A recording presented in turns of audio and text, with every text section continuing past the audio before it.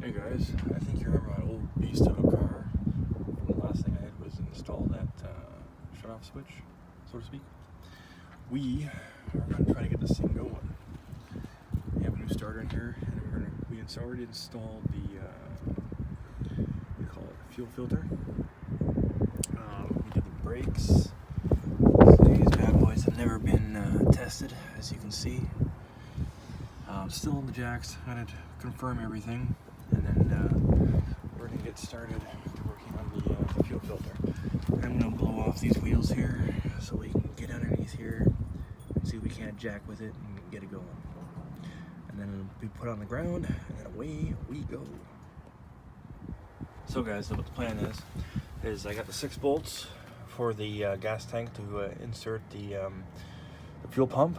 I've got the gasket maker, which is resistant to gasoline, sets up in 20 minutes. So what I'm planning to do is do this first, coat it, and then bolt these on so you have a nice seal. And then while I'm doing the wiring, as you can see here, I have a assortment of wires and whatnot. The seal will be setting up, so I don't have to, before I add fuel, obviously. And then while that's setting up, I'll be working on soldering the wires together. Now I've got 18 gauge and 14 gauge. I have some other gauges inside, but I figure it's one of these two. Once I get underneath there and start stripping the wires, I'll be fine. I'll figure out what's what. Then I have these nifty little guys, which are kind of like butt connectors. Actually, no, they are butt connectors. Basically, I put 2 wires in, just stripped off like this. They go in, and I may or may not demonstrate that in another video, probably not for a little bit, but once they go in, they both kind of interconnect like 2 hands coming together, and then you heat it up, and it's got low heat solder, so this stuff in the center there melts. This is the heat shrink, and you got 2 seals on your side, so it kind of creates a watertight seal, which would be perfect for this area of the car.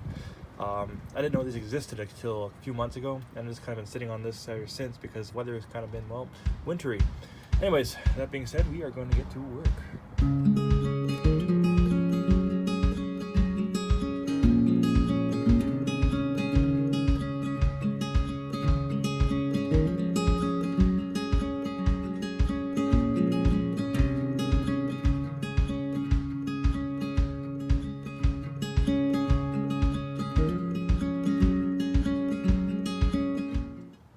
So the confusion of the wires being different thickness isn't, well, it has its own basis.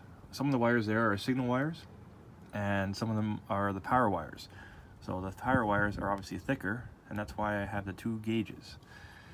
So you kind of see how what it's supposed to look like. Basically, you just keep that nice and straight, and you place it over top of the first wire, just like that.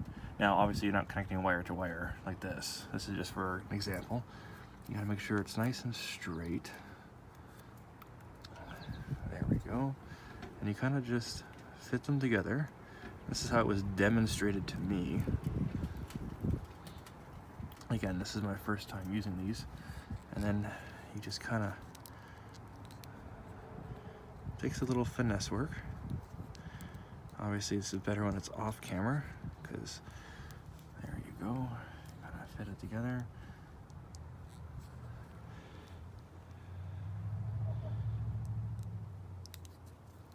I'm sure I can do better than this, but it's kind of, there we go. Oh, you know what, we'll just go right over top. And you see where I went wrong there, but it's fine. This is just for demonstrational purposes. And then at that point, you put the heat gun to it, and it seals it up. Now, we would like to be right about here, and that gives you 100% seal, minus the strands that you see there. But this is, again, I repeat, this is for demonstrational purposes only, and this is what I'm going to be doing underneath the car. So as you guys can see here, I have resealed it, re-bolted back up the fuel pump, and I've extended the leads using the butt connectors that have heat shrink built in, and also the low heat soldering, which so far has worked out.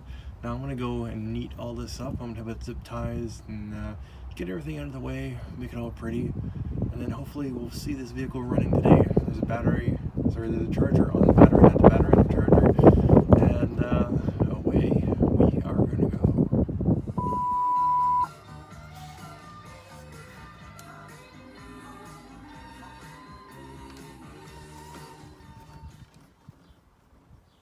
As you can see, guys, the fuel pump is installed. There's no error messages for that. However, if I go to start the car, nothing. So I'll have to figure that out another day. But yeah, it is what it is. Anyways, car's off the blocks, and I'm gonna clean it up. Thanks for, thanks for tuning in. Question mark.